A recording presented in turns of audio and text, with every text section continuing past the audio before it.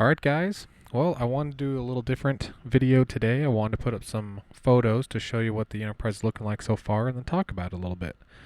So as you can see in this photo right here, I have the bridge to the Enterprise Refit, and I wanted to show the accuracy of it and also the few things that I have not added just yet.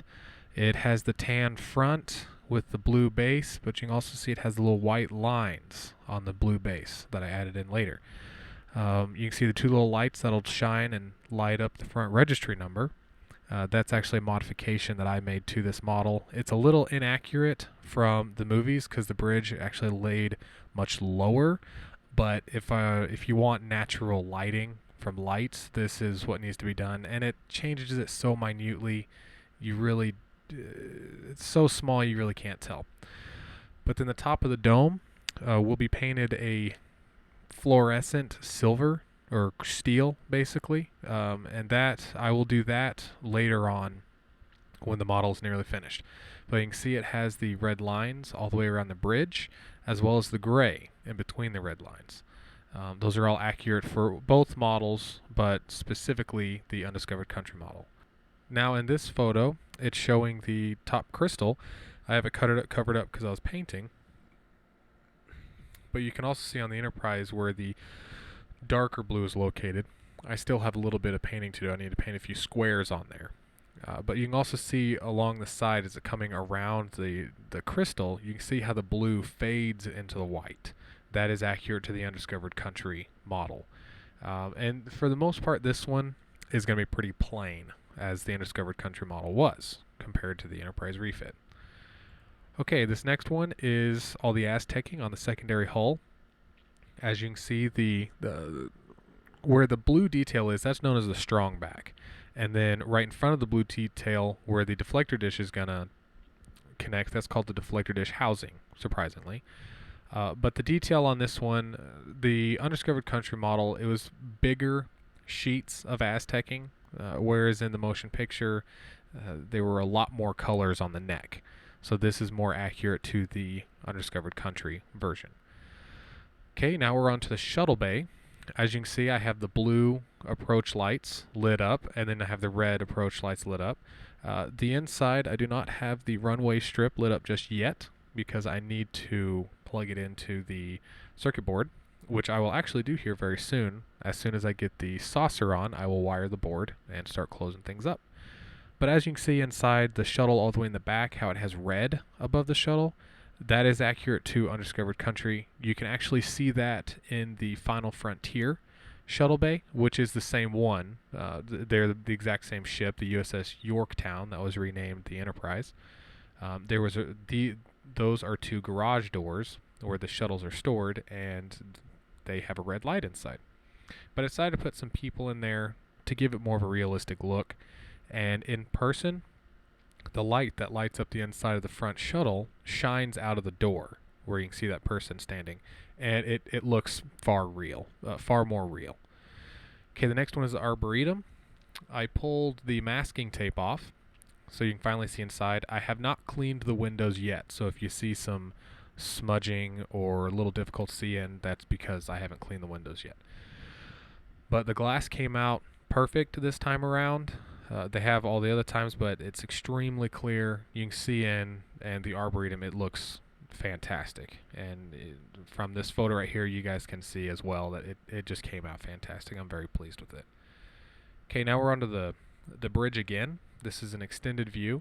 I started to paint the primary hull today. I was not able to do the main plating. As you can see, it's still the white, but I was able to do around the bridge. And it's got the 5 colored pearlescent, the green, yellow, red, and blue. And then the white is the 5th, and that's not pearl. That's just the color of the hull. But they call it 5-color pearlescent. I've got the little detail blue rectangles in each of the spots where the white is at, which is accurate to the Undiscovered Country. But it's coming out great. I mean, this thing in person, it pops and shines. It really is quite beautiful. All right, now we're on to the bottom. This is below the shuttle bay. And in the motion picture, this light and the light on top of the shuttle bay were solid on. And then when the Yorktown was created, this bottom one was still solid while the top blinked. And I have that accurate this time around because this one was specifically designed after the Undiscovered Country.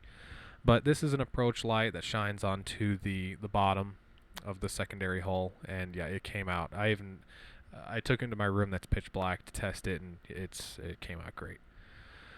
Okay, the last photo, and then I'll have two quick videos to show you. This photo is of the bottom dome.